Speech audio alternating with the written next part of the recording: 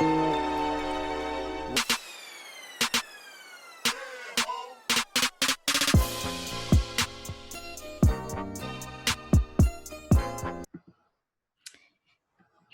what's up, guys? This is your girl Coco, and I want to introduce you to another episode of Kiki'ing with Coco. If you are new to the show, let me just tell you a little bit about it. Basically, it is about life in general with an emphasis on relationships. Basically, I have my friends or guests come on the show and we kiki about whatever the topic is. And so today we are going to talk about, of course, I think if you guys haven't noticed, everything that's going on in the US right now is a lot of stuff going on. And so the past couple episodes have been geared towards that topic because I feel it needs to be talked about. I have a diverse group of followers or listeners, and just want to bring awareness to not only the Black community but those who are not Black either or are not Black as well. And so today I have with me so are you a therapist or? I'm a therapist. Okay, I just want to make sure. So I have a therapist with me today, and she has a YouTube. It's Brittany Rogers. You want to know about your full name or? Yes, that's the full name. That's like my government name. I also go by B Marie. I have like different little personas, so I try to pretty much like embody a hybrid of who I am professionally and who I am personally, and let them like cohesively coexist. Okay, so we just gonna say Brittany. We ain't gonna call her by her full government the whole episode. So you got a drink today, Brittany? Yes, just because I don't need one, so I got me a little cocktail. Okay. And my cocktail is composed of, so I'm usually like a dark drinker, but it seems that the Don Julio, Anejo, and Reposado, those are like the things to drink now. So that's what I've been drinking on. So there is some Don Julio, Anejo, some Simply Orange with pineapple, and a little bit of Grenadine because I like cherry tasting things. So yeah, okay. That's my cocktail for today. Okay, I'm gonna have to try that, and I'm gonna definitely put that drink in the show description. So just be sure to Tequila Sunrise. Okay, shoot me the ingredients so I can put it in the show description. And so my drink for today is called a Call Me a Cab. And so basically it's not no drink that you want to play around with. Like it's pretty strong. So I tested it out. Like last night was my first time drinking it. And I was like, oh, it's not bad. But then when I looked at the, alcohol content of the wine, that was like 14%. And then it's a shot of vodka in here. And the lemonade tame it a little. It give it a good taste, but it's something that's going to sneak up on you. Okay. We like that. So, yes. I could barely get up this morning. So I will say y'all stick to one drink if y'all gonna drink this on a weekday. But that is the Drink with Coco for this week. And then now we're going to move into the hot topic or, celeb news for the week. And so basically, a lot has been going on. And I think a lot of stuff with celebrities, we expect for celebrities to be able to speak for us and the things that we go through, or just like anybody feel that they need to use their platform to, bring awareness to certain topics. And so the first person I want to talk about is Terry Crews. So I know a little while back he was in the news basically saying that in so many words, saying like Gabrielle's complaints about the show that they were on were not valid because he hadn't experienced the same thing she has. But basically she was saying that she got kicked off of the show. What was it? So You Think You Have Talent? Got Talent? Got Talent. Yeah, America's Got Talent. And so they were telling her that her hair was too ethnic, too Black, in other words. And so she left the show, and you know, I think that is a valid reason as a Black woman feeling like, you know, our hair is important to us, you know, taking care of it, everything that is entailed in just the upkeep of hair in general. So for someone to tell you like, oh, we think your hair is too Black, like, I think that's rude as hell. Absolutely. Yeah. And then, so to talk about what Terry Crews recently did was he said that he feels that Black supremacy is not the way to go, but no one said that the Black Lives Matter movement was about Black supremacy. It's about gaining equality for everybody and not just white people. Absolutely. You can tell that he seems very detached from Black issues. And I think like we saw him on Everybody Hates Chris acting like, you know, the standard like Black father and like penny pinching and kind of being somebody that in real life he's not. So it's it's unfortunate that he doesn't seem to really understand that. Like, to me, it comes off like he sees himself as their equal. He doesn't see himself as a person who is a part of a community that is systemically oppressed. So it seems like I don't, maybe a culture difference for him, but I definitely think that his inability to read the room, like that's why I think celebs have just been missing the mark on reading the room. Like, we all have thoughts or opinions or perspectives that may be unpopular. And so at this moment where people are so passionate and people are really, you know, trying to advocate and make change, sometimes it's just not the right time. It's just not feel that way.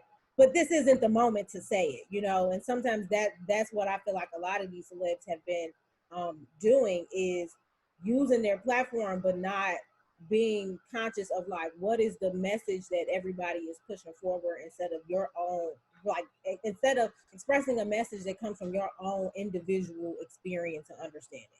You're not thinking about the rest of the community in which you belong, because again, like from the beginning of time, it's like you were a better person the more white affiliated things that you had going for yourself. So, you know, a lot of the times, like now, a lot of people are denouncing like to stop being so thirsty to be in these white spaces that weren't built for us, that aren't made for us, like the Grammys and Vogue and all of these types of concepts. And we just keep trying to make space in these spaces, and in when we do that, it doesn't really give us an opportunity to know that like we can create and be something just as good.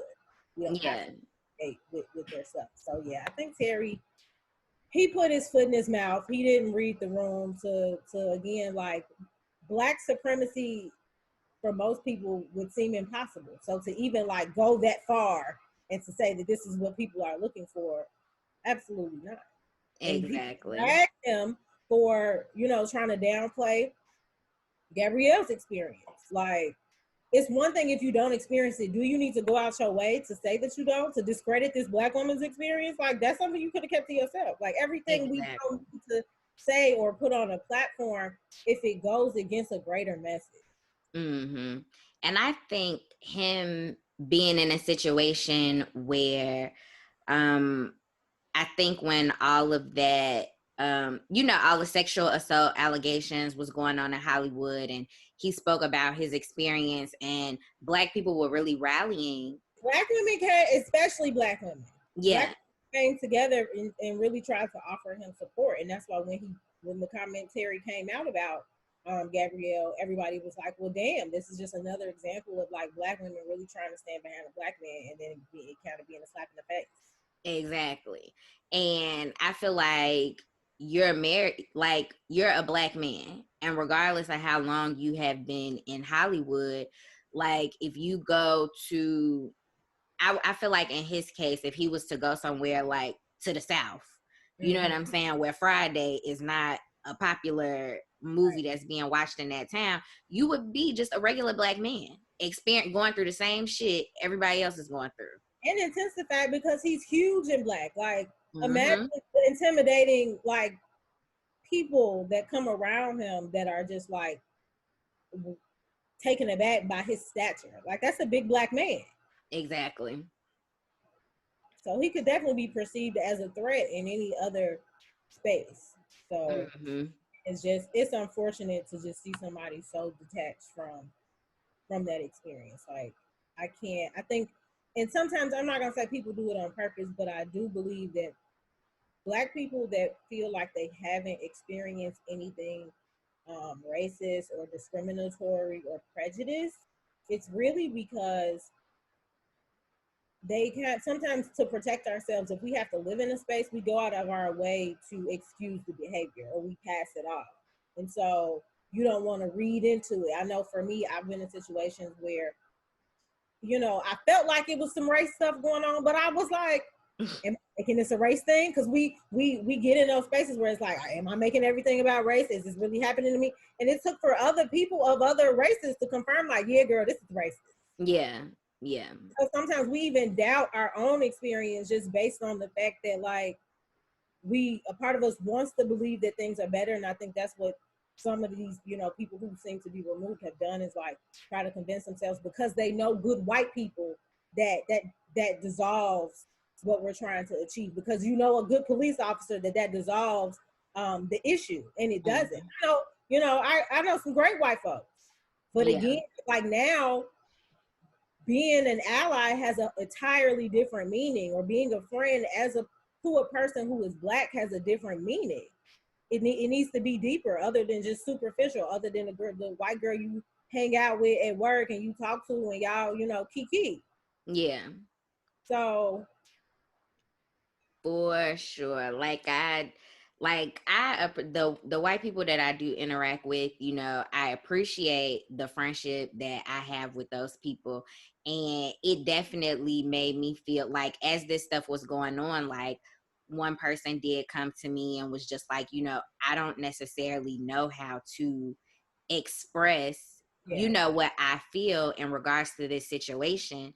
I've talked to my family members and they don't seem to get it, and they making it seem like I'm crazy, whatever. Like, how do you think I should approach this? And I felt honored that she came to me and was just like, how do I address this situation? Because one of our other coworkers, she was Black, and she came to work like, I ain't got shit to say to y'all. And she's like, it's real tense in the office. Like, what do I do? And I'm just like, you got to give her space. You know what I'm saying? I'm like, I don't necessarily think you need to say anything in this moment, but when the conversation does come up, I think you should express like your feelings towards her, and maybe she'll feel better about being in this workspace with you. Right. Yeah. Sometimes it really just takes acknowledgement. Like, Mm-hmm. I have a couple old coworkers from my last job. My last job was predominantly white. And some of them, I had grown to be really close with, and, follow me on social media, and even just other, people I went to high school with. I was just kind of being very observant of how non-Black people were holding their space on social media. Because again, these are girls I consider myself to have some type of friendship with. So Mm-hmm. right now I need to see kind of where you stand. So it was nice to see, them acknowledging what was going on versus just kind of ignoring the fact that this is happening and posting about their regular life. And one of them did reach out to me, who I will consider myself to be like the more emotionally closest with. Mm-hmm. Um, and that was a nice gesture, because at this, Yeah. it's not too much that we expect from white people. So when things happen, we can appreciate the effort and the acknowledgement, at least, and that can go a long way. So Mm-hmm. I think that not knowing what to say is okay. Sometimes it's just um, um, I feel upset about the fact that your community goes through this, and I'm open to learning like what I can do to help support you all while in the space that we share, and Yeah. that being as simple as that. Mm-hmm. Then people are open to having that conversation. So yeah, read the room. Homegirl ain't ready to talk yet. Right. And then we got Lil Wayne. I feel like every time something happened with a black person getting killed by police or, you know, just in some crazy situation, he always bring up how a white cop saved his life. And so he don't understand, you know, what's going on right now. And Yeah, it's just like, dude, you was born and raised in New Orleans.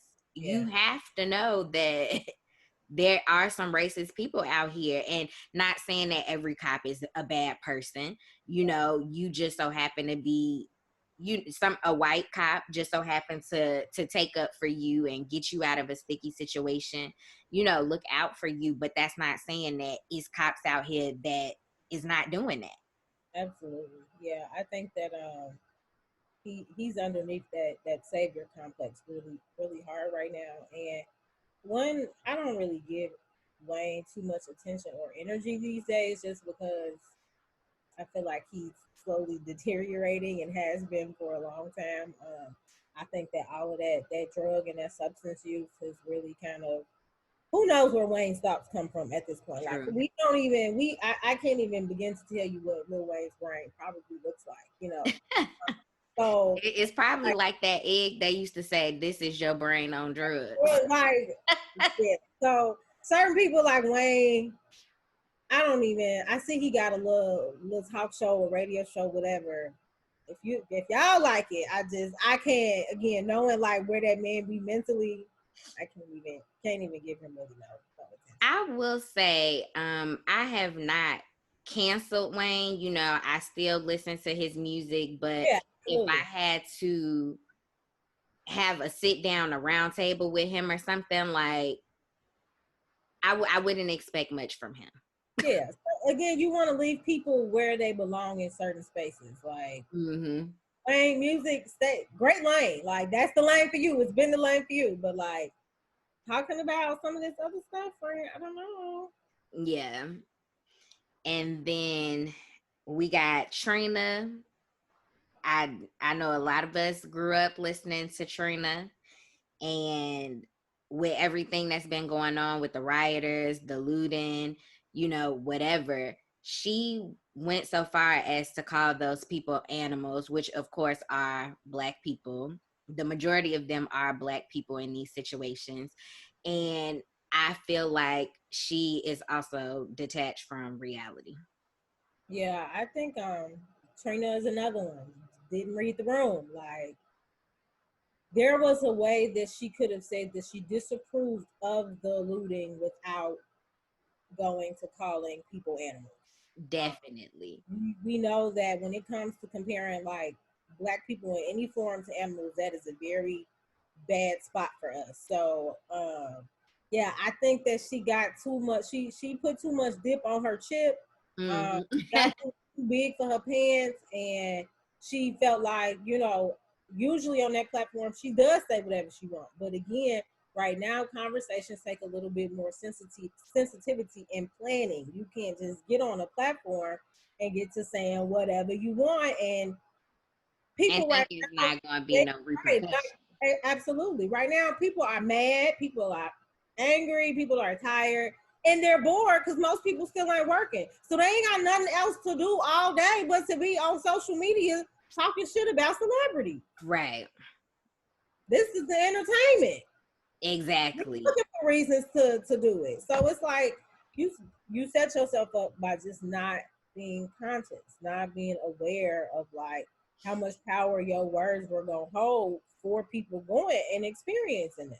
Mm-hmm. People are not happy with celebs right now. So we just waiting. It's a whole thread on Twitter of a girl who's collected all of the celebrities who've like got themselves some sort of canceled throughout um this duration where these protests have been going on just because of their remarks against the community. And it's a long thread. I'm sure. I just feel like now, granted, I will say I don't agree with the looting, but I understand the reason as to why it's happening. Mm-hmm. And on the other hand of that being understanding of why looting is happening, is just like, yeah, it's unfortunate that these businesses are being hit, losing out on money, having to shut down, whatever, but they can rebuild. You know what I'm saying? These are things that they can regain. We can't regain the life of Ahmaud Arbery or George Floyd or Breonna Taylor or Tamir Rice. You know what I'm saying? These are lives that we have lost due to senseless violence, due to somebody taking their power to a whole nother extent. Right. And I think that what's worse is when celebrities are talking about like they friends, like, you're rich, give them the money. mm-hmm. I don't understand. Like, the big thing on Twitter was like, open your purse. Like, you got all this stuff to talk about. Stop talking and open your purse. Do what you're good at. You have money. And you got insurance. Right. This exactly. So like, that's my thing is, you with Trina and talking about her friends' businesses, yes, it's sad. But y'all, if she don't have money, you got money. I think she said in the interview that she was like, she don't have money like me. We'll give her some. Like, right, help your friend out. I don't understand why it's that deep. If I was rich, I wouldn't even be online talking about the fact that my friend lost her store to the loot is so bad, blah blah blah. I'm just gonna give her the money to rebuild because I understand the cause. Mm-hmm. And that's one thing I could say about Kanye in this instance.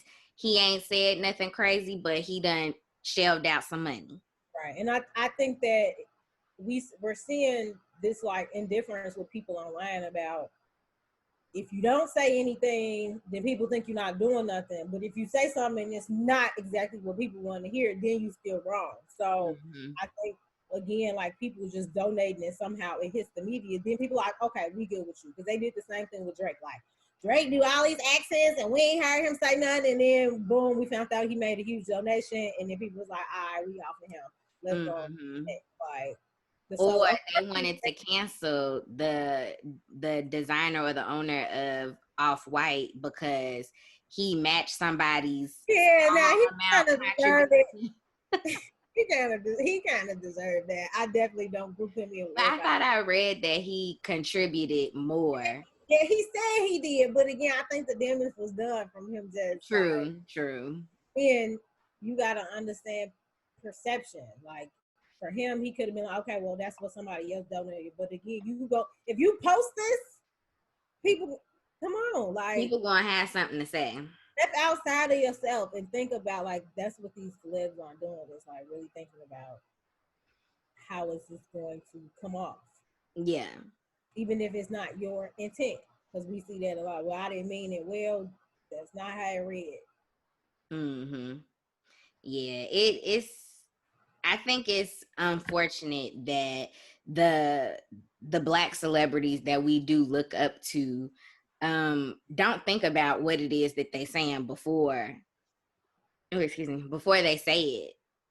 Yeah, it seems like nobody got a PR team anymore. Like, it's been that way for a while with a lot of the stuff that we've seen.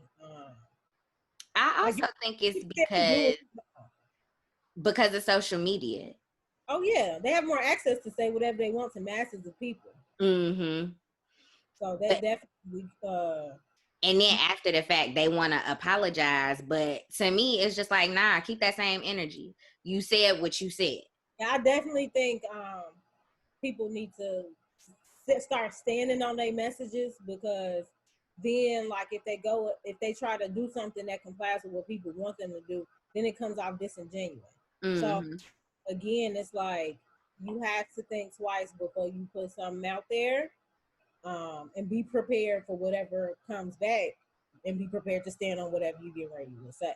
Exactly. In fact, just don't say nothing at all. It's been many individuals like I was about to tweet something early, and I was like, I don't really know how this gonna read. Now, I don't know if it's gonna read how I wanted to read, so I'm not gonna say it. Yeah. I know sometimes when I'm on like Instagram and I go to, like how you ask questions or whatever, but then it only lets you put so many characters, so you can't ask the question the way you want to ask the question. And sometimes I just be like, it's gonna get lost in translation. Like, I don't want to post this. Yeah, and sometimes that's exactly what ends up happening, and then people have to come back, And we've all been there. Like, I've the video where my friend was like, I don't really like the way you said that. And I didn't think I was wrong. Other people didn't, but I was like, for other people that could have interpreted it the way that she did, let me still go ahead and clarify myself. So it happens. Like, we don't always say the right things, but in a moment like this, sometimes it is better to don't use too many words. Yeah. So I think that is going to wrap it up for the hot topic as far as celeb news goes.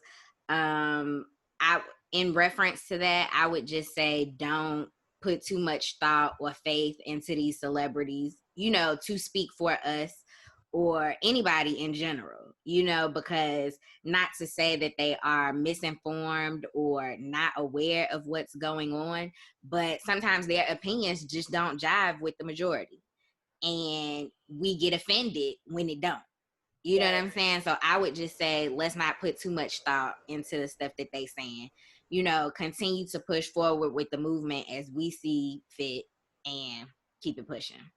And I think you also have to remember, like, celebrities, most of them online, they have a persona. Like, we don't even know if we like the real person that's underneath what we see. And I think that that's what's happened with, like, B. Simone. Like, her career has kind of unraveled, and I really, me as a Black woman, want to see another Black woman win. I hope she's able to pull herself from out of it, but it really kind of shows we've seen in real time, like, the progress of how, not necessarily being on the right side of things can get you dragged. Like, people never would have found out about the things going on with her book had it not been for her earlier statements. Like, it's kind of just been a domino effect for her. Yeah.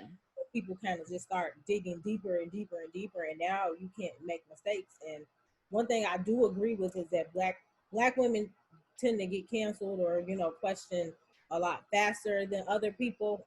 So, like I said, me wanting to see another Black woman win, like, I hope she can come back from it, but I think it kind of proves that we don't really know these people. We know what they know us, so we know an image. I was originally going to bring her up into the conversation, but I was just like, I didn't think it was that serious to talk about B. Simone based off of her comments about how she don't want to date a 9-to-5 dude. She want to date an entrepreneur, a CEO type individual, because they would just be able to understand her better. And I don't see anything wrong with her making that statement because that's her preference. Right. I've said on a previous episode that, do I want my man to have a 9-to-5 or do I want him to be an entrepreneur? I've said that. But coming from a place of, I have a 9-to-5. You know what I'm saying? That's what's funding my life, my business right now is my 9-to-5. If I have the opportunity to not work this job no more and do my side hustle full time, then great.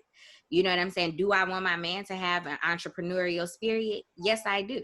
But if he got to have a 9-to-5 first to reach that potential, then that's fine too. And he may have a career that he does something that maybe is saving lives or being a lawyer or whatever the case may be. Like, this is something that he's passionate about and he make a lot of money. It's a lot of 9-to-5 jobs that make a lot of money. You know what I'm saying? So I'm not going to knock it if that's what you enjoy doing. Absolutely. Yeah, I definitely think people took what she said and ran with it just because, again, they already had a bad taste of the B. Simone in their mouth. But I saw a lot of people say, like, they understood where she was coming from. Again, did she probably articulate herself the best way she could have and really made it clear that, like, it's not necessarily not the 9-to-5, but more so the mindset that she would want her partner to have, or the availability, making it about those things versus, because people are always going to revert to, oh, she's making it about money, she thinks she's too good. And that's, like, I was able to understand that. I don't think that's where she's coming from, but again, when you already have, like, a negative connotation associated with you, people are just looking to kind of keep adding things that go along with who they believe you already to be. So it's like, oh, we don't like her already. Well, that's just one more thing for us to not like her about or whatever. So people gotta, understand you gotta separate instances. Like, yeah, I didn't necessarily, like her stance about the whole Black Lives Matters initially, but I didn't think she was completely wrong for what she said. I think she just got caught in a tough spot with people ready to drag her. Yeah, pretty much. And that, like I said, that's going to wrap it up for the hot topic, and we're going to go ahead and move into the hot cup of cocoa. So for the hot cup of cocoa this week, with Brittany being a therapist, I thought it would be appropriate to talk about mental health during this time of going through a pandemic, but also an epidemic with the continuous loss of life within the Black community in regards to police brutality, white people or the Karens, as we want to call them, calling the police for no apparent reason. I think it's important to talk about mental health because it's not necessarily something we grow up in the Black community making a thing in our households. Is just like, I know in our parents' generation, it was basically we sweep everything up under the rug and we keep it moving. I know my parents tried to make it a little bit more open to deal with certain things, but still not having the tools to understand how to do that in an effective way. And then me myself going through therapy, like I'm even in therapy right now, dealing with things in the current events and stuff like that. And I just think it's appropriate that we bring awareness to it because the stuff that's going on is heavy, and people could definitely be, especially like having to isolate themselves for such an extended period of time, just not being able to be sociable. And Right. being social is a big part of mental health. Absolutely. Yeah. I think that we've been sitting with a lot. Like we already had 2.5 months of living in this state of fear and anxiety due to COVID. And then, we have these unsureties of like what life is going to look like. How are we going to be able to kind of reconvene as far as like being socially together?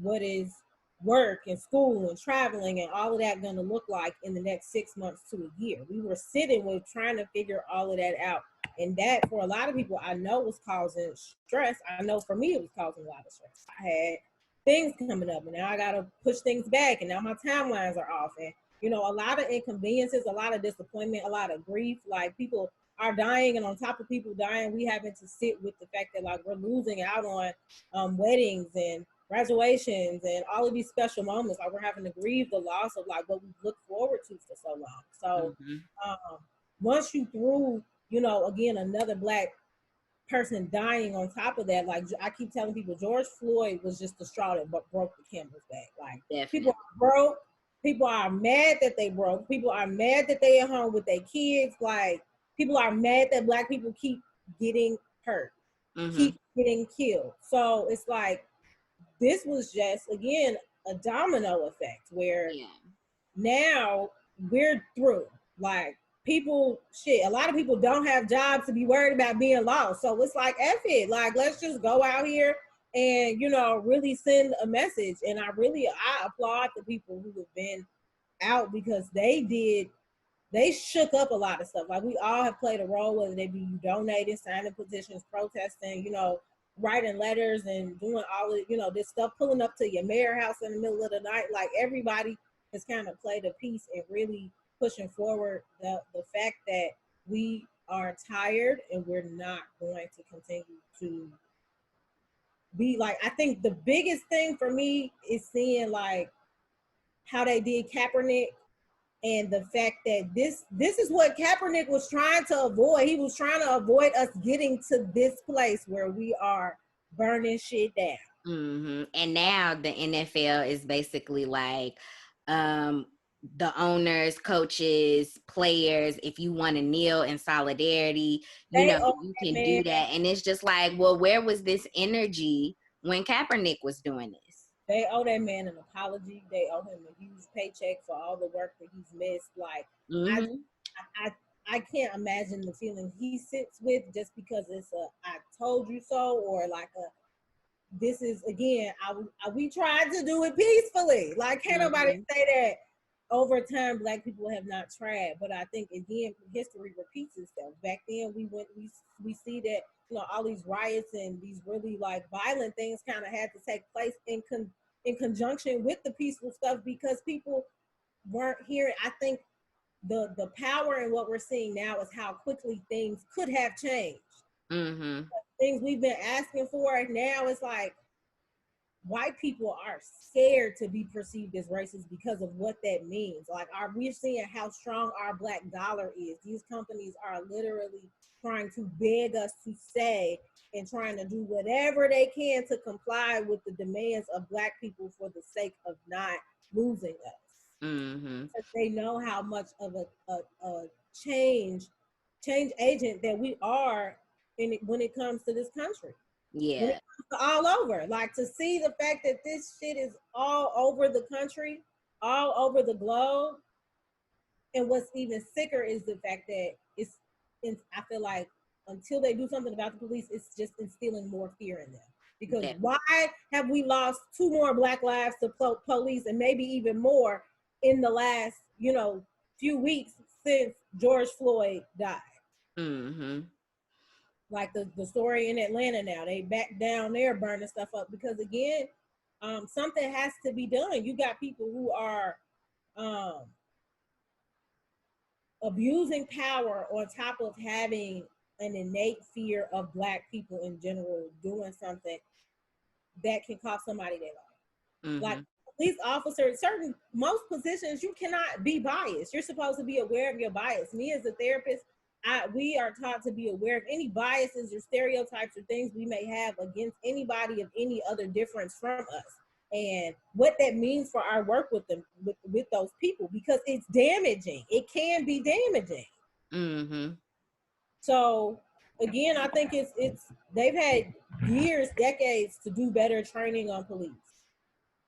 It seems like it's getting worse. Like, yeah, I can definitely agree. I have a friend who's a police officer, and I've asked him, he's done an episode with me before, and I pretty much asked him, you know, like, what is the training when it comes to these types of situations? And basically he said that it is, if you feel like your life is in danger, then you have the authority to act a certain way or use a certain amount of force. But what, like you said, I think it's the fear that these cops already have, that they're not even giving people an opportunity to show their hand. You know what I'm saying? Like, I think it was Philando Castile who told the police officer that he did have a weapon with him, but when in the moment he was reaching for his license registration, and next thing you know, the cop is shooting off rounds. Again, it's a lot of fear. And I think what's craziest for me is, so I've worked in psychiatric hospitals and residential treatment centers with clients who are suicidal, who do self-harm, who can become aggressive and violent. And we are taught in our orientation, there are a few different techniques. There's one called CPI, and it's another one, I think, called TCI or something of that nature. But we're pretty much taught to do holds on people. So if somebody, you know, has something, or if they need to be restrained in a way that is not going to cause them bodily harm, we're taught that. So my issue is like, where is the de-escalation? And I feel like it used to be a thing where like police were supposed to shoot to disarm and not to kill. Right. And it's like, what happened to like popping somebody in the foot or in the shoulder? Like, why is it everything is so fatal even if you do shoot? Y'all do all this training on shooting and you still hitting people in deathly places. It just doesn't make sense to me. There is a huge gap that's missing it. And again, y'all letting these officers roam the streets with all this fear in their heart, and that fear is just building based on the reactions that Black people are having in this country. But you can't be scared to do your job. You can't be scared to but then somebody. I also feel that just because you put a uniform on do not make you a good person. Oh, no. in the case of George Floyd's killer or whatever, I just don't think he was a good person. Yeah, no. And that you and the officers that were around him, I don't see them as being good people. Now, I do think there were like two rookies that were on the scene, and I think and I'm not giving these people a pass because right is right and wrong is wrong. But I think we've all been new to a job and kind of just been like, we listening to the trainer, whatever. Not wanting to speak against them. Right, not willing to speak against them. But in that instance, you literally have a man that is like, I can't breathe, whatever. And you could have just been like, hey, I think you need to let up some. You know what I'm saying? And even if you felt like he was not listening to you, like there were three other police officers that should have been like, yo, knock it off. Or y'all could have physically pulled him up off that man. Nobody's moral compass kicked in. Like, I didn't watch the video, and that's a mental health tip. I'll try to drop more of those throughout the time we talking. Like, so you don't have to watch all these videos. I didn't watch it because it's been a while since I've actually sat and watched the videos of somebody being killed by the police, because I just don't want that image in my head. Mm-hmm. But it really doesn't make sense how four people stood around knowing that this man was saying he couldn't breathe, knowing that he was showing that he was in agony and not doing anything. And I think what we saw the difference, and there was a clip of another video of somebody of them pretty much having somebody in the same position that George Floyd was in, and his partner took the man's knee and lifted it off of the pressure point in his neck. Mm-hmm. And moved back. And it's little things like that where it's like, that man was thinking, that man's moral compass kicked in. Or even if it wasn't a moral thing, it was this could go really wrong, let me step in. Yeah. And it's like, again, as a therapist, I can understand when adrenaline is running, which I feel like has been the situation for a lot of cops in these situations. It's very hard to navigate your emotions or your actions when your adrenaline is up. Like, like you kind of just space out and just do. And that's the issue, is there isn't enough, I don't think there's enough emotional dysregulation training for police officers themselves to teach them how to keep calm in high stress situations. Yeah. Like, a lot of people who enter high stress jobs is just like, keep it together. They just give them, these blanketed statements instead of really bringing in a professional to teach them how to maintain a breathing, how to, again, a lot of the skills that I teach my clients are crisis skills for when they're in a moment of high emotion, so that they can take a step back and really think. Again, if you're in a position where you feel like you're getting ready to do too much harm because of your emotions rising, you tap in another officer. Okay, like, you don't have to be on your own and act like you don't have a team there. So I think, again, there's been huge gaps in what police officers need to know about the way the mind and the emotions connect in high stress situations to be able to react differently. Mm-hmm. And like, people are just bad people. Like, we're talking about how the fact that, like, these kids that are making these racist videos and you're ready to go off to college, and we finding out what college they're going to, and we stripping that, and we getting these people fired from their jobs because these people, if you racist and you in a position of power, you're a part of the problem. Mm-hmm.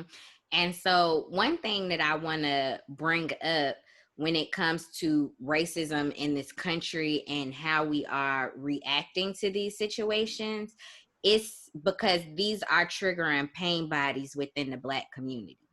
During the civil rights movement, we had police officers during protests letting dogs out on Black people, using water hoses on protesters and things like that.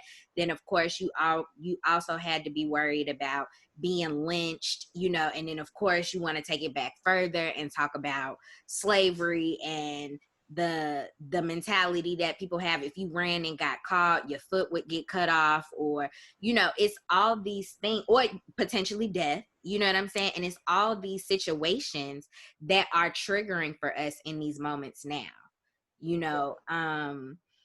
and it is, and I don't understand why, other than Black people don't understand why this is such a hard thing for us to deal with. Yeah, I think a lot of people are uneducated on what generational trauma is. Um, Again, there are people who even believe, like, the fact that in the Black community we whoop our kids, that is that is us being conditioned from forms of discipline dating back to slavery. Mm-hmm. So I definitely think that there is a lack of empathy that a lot of people don't seem to be able to possess, is to again, like, get out of their own head and their own space and think about and try to emote the experience of somebody else, walking in somebody else's shoes. It seemed like their mamas never told them, what if somebody did that to you, and made them really think about what certain experiences would feel like if the shoe was on the other foot. So yeah, I don't really know what we do as far as, the people that just seem to not get it.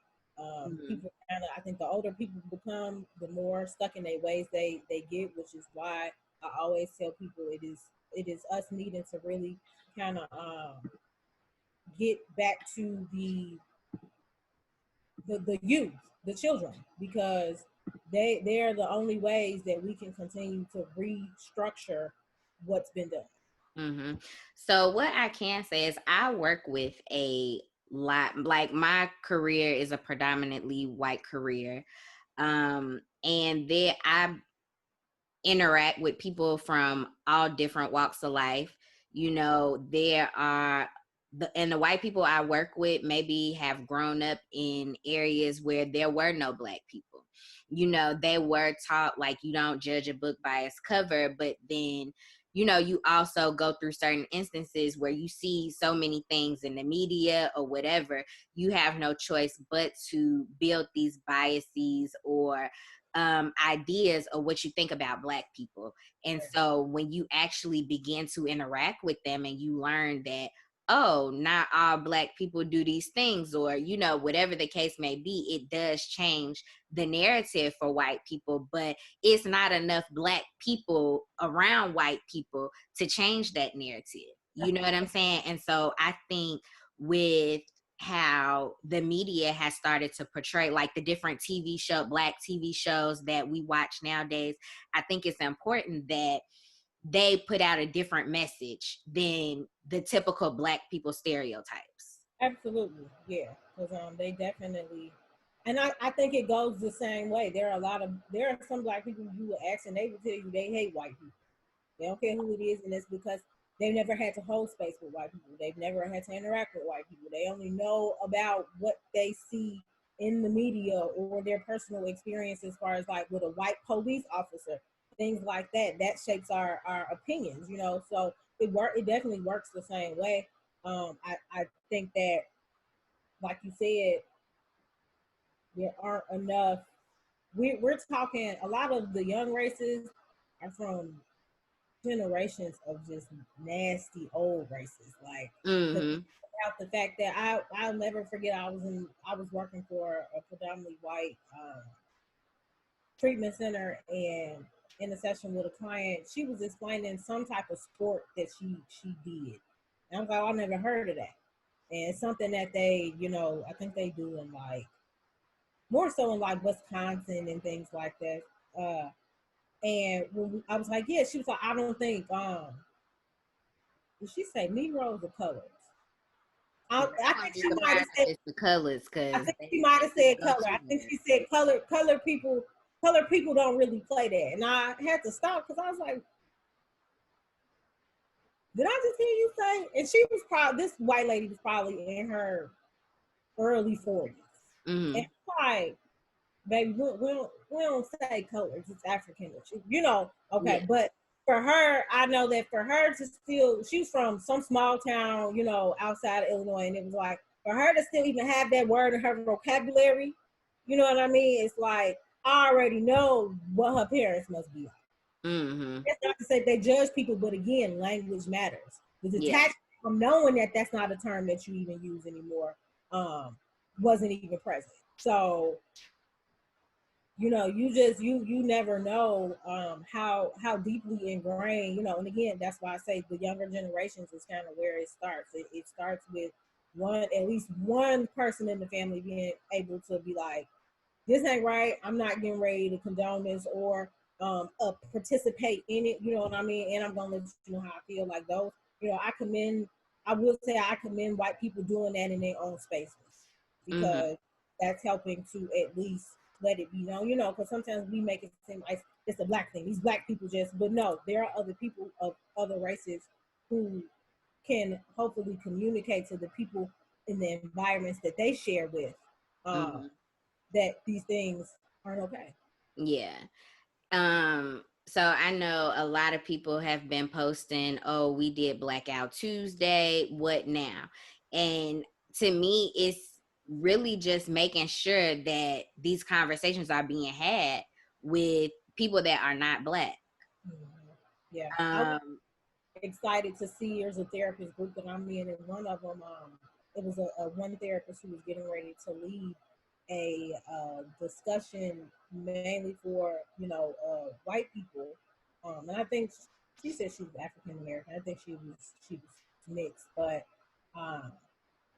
to pretty much talk candidly about racism, and I think that's where it comes. We need more spaces like that because people get scared of, you know, saying the wrong things, but it's like I need you to say in a space like that, it's like you can say what you feel so I can debunk it.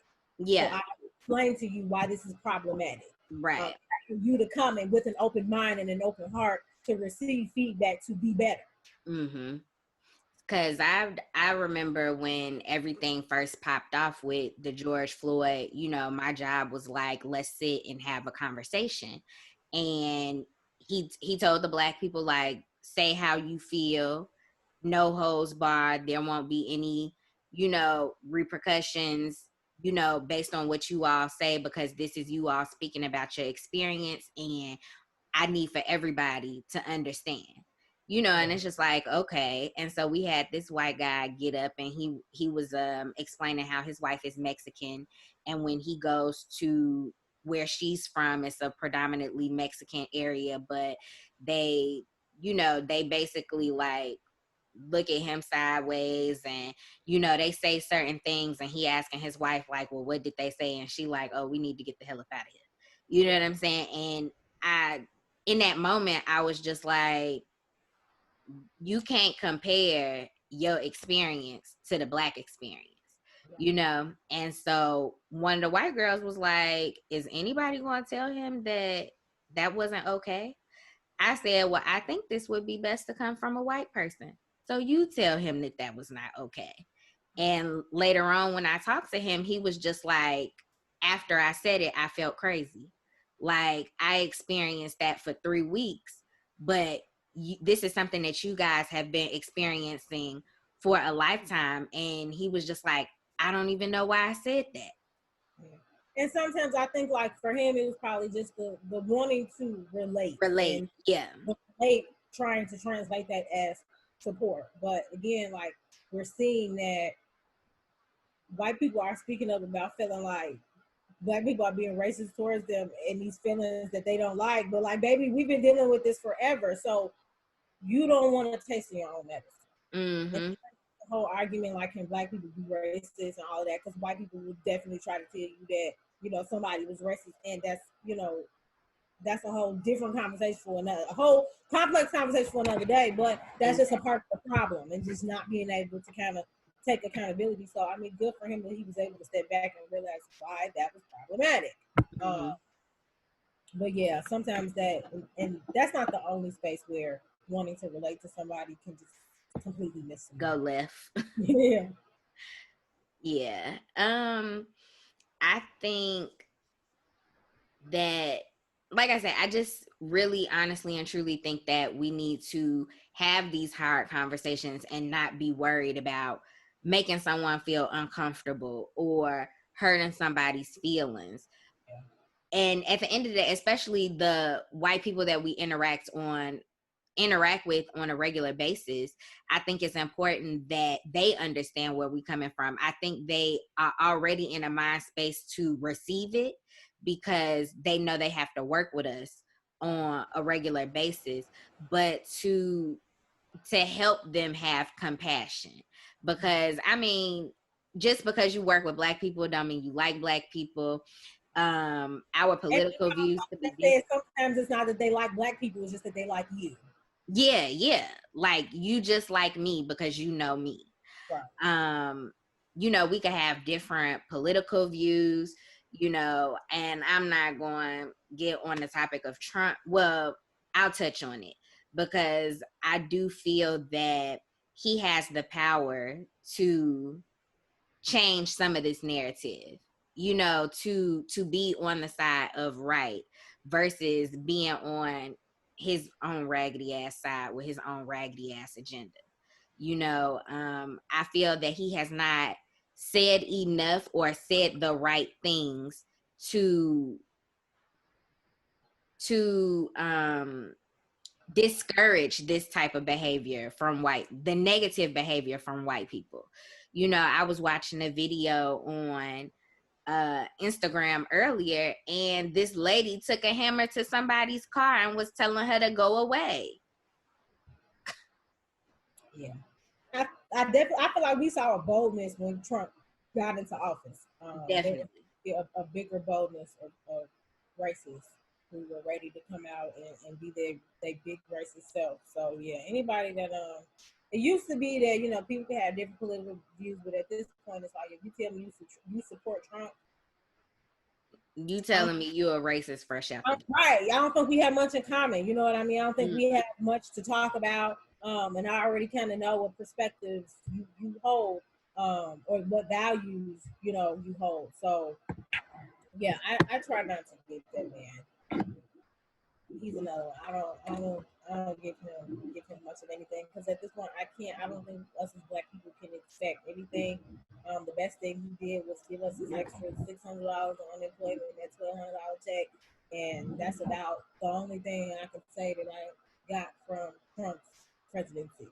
Yeah. I think that we definitely need to get out and vote. And I know a lot of people are like, voting is not going to change it. But I feel like if we start voting for the underdogs, because the underdogs are the ones who really want to make change.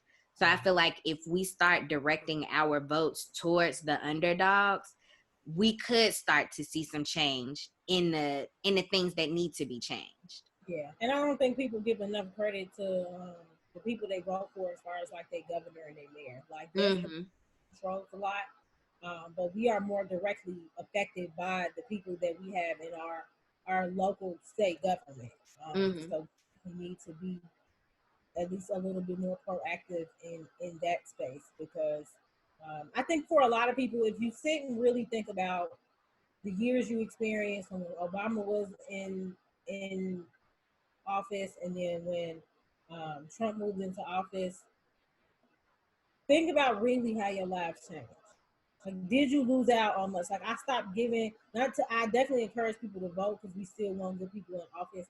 But I stopped giving so much like energy towards like the president in general because it's like when I think about the course of the last 8 years of my life, has my medical insurance changed? Now, for some people, this does affect them. So again, like it depends on the person as Yeah. far as how important they feel. But I think that's why a lot of people don't have much urgency to vote because they feel like not much in their life has altered based on who was in office, unfortunately. You know what I mean? So that's my thing as far as like really pushing people to kind of do more local things because because these are people making the decisions as we see Trump like open everything up and governors and mayors are like, well, we're gonna do this and we're gonna wait and we're gonna so those are the people who have more power that directly affect. Yeah. Because I know the UK has pretty much like every time they said they're going to do like a 3-phase reopening or whatever. And so after the first phase was basically like restaurants could open for takeout only. And then as far as like working for real, it's just like if you can telework, still work from home. Right. You know what I'm saying? And so we haven't like in the States, like seeing everybody like just out and about kind of at restaurants, like if it's an open area, you can go. Like we don't even have that. So it's like we still sitting in the house pretty much. And y'all gonna be safe and COVID free. Meanwhile, our numbers are going up. So it definitely but at the same time, my job is affected by what's going on in the States. You know what I'm saying? So I'm at a standstill either way. Like I can't even, like it's people that are starting to travel again. Like it's about to be summer. I normally take some time off from work because it's about to be busy season come August. Like it's starting up now, but August and September is when I'm really hitting it hard. And so it's like, I don't even have the opportunity to take time off from work to go kind of like clear my mind before I start getting busy with that. You know what I'm saying? So it's just like, I be sitting here like, can y'all just stay in the house so I can come out the house? Yeah, and I think that's what's unfortunate is something like this. We really needed a collective and effort from the world. And everybody needed to be on the same page. And that didn't happen. And so I think, we'll continue to kind of see the inconveniences that the inability to kind of come together and create one entire plan for everybody. We're going to see what ends up happening after that. Definitely. But I'm still just like, you know, like I said, I've been in therapy, dealing with current events or whatever, just to make sure that I'm handling things in an appropriate way, because I am the type of person that's just kind of like, oh, it ain't directly affecting me. I can just go on about my day.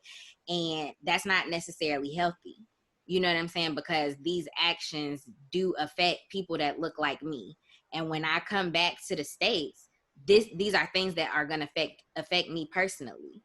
You know what I'm saying? Like, and I haven't lived in the UK my entire life. You know what I'm saying? Like, I've only been here for a little over a year, and I do have experience of being Black, dealing with the police, and being Black and dealing with certain things on my job. And so it's just like, this does affect me. It may not be like bam in my face right now, but these are definitely topics and situations that do affect me, whether it is directly or indirectly.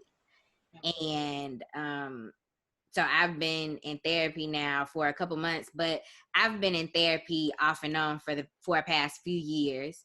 You know what I'm saying? Because I did go through something that I felt like, you know, I needed to talk to somebody. And after I did it, I was just like, I feel like I should have been went to therapy, you know, because it was just like I went for one situation, but then it started opening up other stuff that, you know, you just never deal with. And so I'm reading / listening to a podcast about this book. It's called A New Earth by Eckhart Tolle. And then Oprah, she's like a big advocate for him, a big fan of him. And basically he talks, I think Oprah brings up on this podcast about how as a kid we get whoopings or whatever, but while we getting whooped, we being told to shut up and, you know, not be able to deal with how we feel, you know, in the midst of what's going on. And so because of that, I have lived my life in that way, like not fully expressing myself because I was never afforded the opportunity to do that.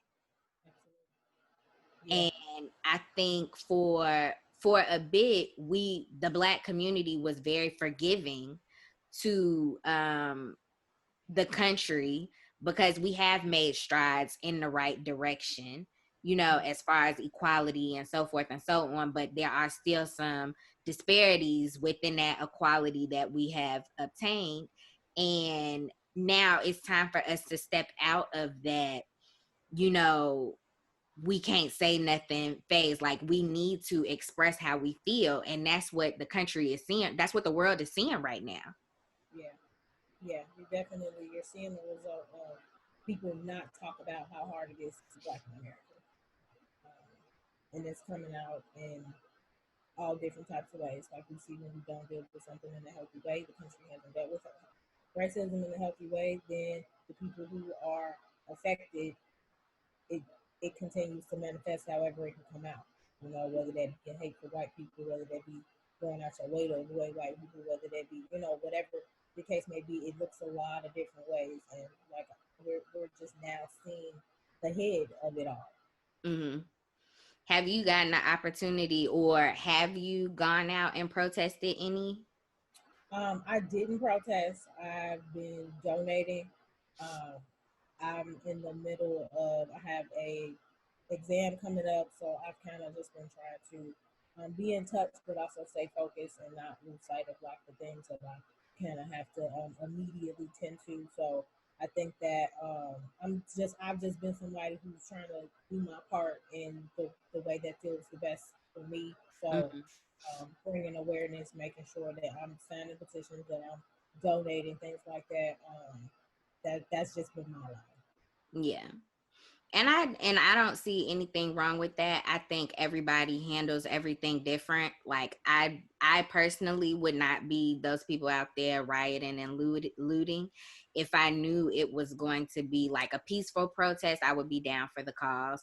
You know what I'm saying? But and not to say like I'm not willing to get hurt for the cause or whatever the case may be, but I also have to take into effect like how my outside activity, you know, interferes with my work.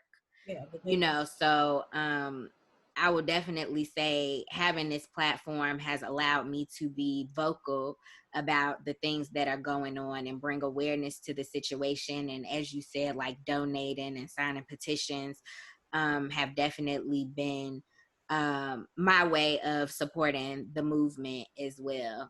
So you know, I definitely say if y'all are the types of people that want to get out there and protest, and, you know, I'm not a fan or advocating to go riot and to loot, but if that's how you feel, you need to express um, your support for the movement, then do what you feel is best for sure. Um, if you want to take a more peaceful stance, you know, there are petitions out there to sign. There are, you know, you can donate to different organizations, whether that be donating to organizations that are funding bailing people out of jail for protesting. Um, just different things to donate to for the cause. So I would definitely say help and do where you can. You can do what works for you. Mm-hmm. And yeah, continue to make your own choices as far as like what you want to do for the movement. So do you have like any final words or tips for people to deal with their mental health during this time? Yeah, I'm definitely encouraging people to unplug when possible because, like I said, we a lot of us have a lot of downtime, so there's a lot more time spent on social media. So we're just consuming so much information. Um, if you like me, you know, you switching from one app to another, and it's so many different opinions and perspectives and things like that. So I think at this moment we still need to incorporate things that feel good for us. Um, Definitely, again, if giving and protesting and giving towards the effort is giving you purpose, is giving you, you know, a power, a really good feeling of, you know, feeling in control and power, then definitely give into that. But I think I want people to just be super mindful of what they're taking in, because I know for me, that's been something. Like I said, I don't watch the videos. I appreciate people that, you know, put sensitive comment or give you a trigger warning just because again, it's a lot of images sitting in our heads, and that can be that's its own form of trauma. Like some people, most of us have never seen somebody die in real life until we saw it on social media. Mm-hmm. And us could have lived the rest of our lives without ever having to experience that. So we definitely just want to be careful of the images that we're instilling, and also the conversations. Like, it's not our job to sit here and teach everybody and their mama about being a racist. So again, if you don't have the mental capacity to engage in the conversation with that coworker, or to being mindful of like going back and forth or arguing with people on the internet, like that stuff is emotionally exhausting and taxing. So if you don't have to indulge, don't indulge. Like, some people are just committed to misunderstanding you. So stay out of. I know one of the most racist places on the internet is like the news pages, like their comments on their posts. Like, stay out of those threads, because um, you'll find yourself in a rabbit hole arguing with somebody's Uncle Larry from Texas, who's a Confederate flag owner, and it'll just be, yeah, it's exhausting. So really take time to do things that still make you happy. Go outside, really enjoy whatever, hopefully, depending on where your audience is. In Chicago, it's nice right now. So we're enjoying our little bit of peace, because we don't know how long we're gonna get to hold on to that. But yeah, do what you can where you can, and just don't allow um, the conditions of now to just to take away any hope. Like, I think more than ever now, because we are seeing changes in different forms, it's giving us a lot of hope that maybe more can change. Yeah, I definitely say hold on to your hope during this time. Pray, meditate, do things, self-care routines, like amp that up if that's what helps you feel good. A lot of people like to exercise. You may not be able to get to the gym, but you can work. It's plenty of YouTube videos out there. Hulu got workout apps or whatever. Like, there are plenty of workouts you can do in your home. Just do things to keep your mind off of the negativity that is going on social media. Like, we can't run from the things that are happening, but I would definitely say limit the amount of time that you guys are on social media, intaking the things that are going on, the visuals that are out there. Just do what you can to uplift yourself. And if you feel that you can talk to the people that you work with that don't look like you, talk to those people. Try and get them to understand the plight of what Black Lives Matters is not a Black supremacy movement. It's not to make anyone feel bad. It's not to say no one else's life matters. It is genuinely to say we are people as well, and we want to be recognized and treated as such. This is the time to take advantage of the timing. These companies, they're gonna be looking to diversify. They're gonna be looking to bring Black people in. Like, and even if it don't feel genuine, baby, if the numbers are right, take and they can answer your questions, because that's another thing I feel like now in an interview room we have more space to ask certain questions. We can talk about how diversity issues are handled in the workspace. So this is the time to really make your demands, actually your raises. Like, I'm somebody who believes in, yes, things are bad, and like, how can we allow all of this to continue to work for our benefit? I got a lawsuit right now going against my previous employer, and I'm like, we on the ball, because I want to make sure that they gonna feel this. I want every company that does stuff underhandedly to Black people, I want them to feel this pressure. So we have the right now we're in a moment where we can continue to ask for change in the spaces we hold. Yeah, definitely. And we complain about there not being enough Black people in these rooms when they making certain decisions. Like she said, this is the time to try and get yourself in those spaces so you can be that Black voice, to be the voice of the people when these decisions are being made. And I think we have the platform now. Everyone has a platform to be a agent of change. Mm-hmm. So You use this time and use this as an opportunity to be the voice of change, the agent of change that we need.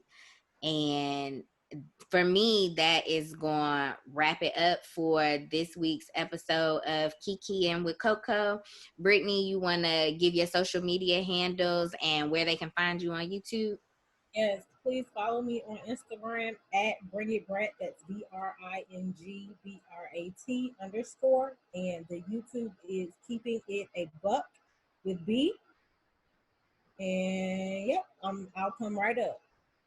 All right, and I'll be sure to add her information into the show description. You know, as always, you guys can contact me on Instagram at kiki'ing with Coco.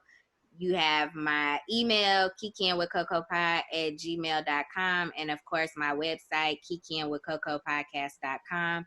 And of course, all of this information will be in the show description along with the drinks that we had during this episode. And as always, I appreciate you guys for tuning in and stay tuned for next week's episode. Bye.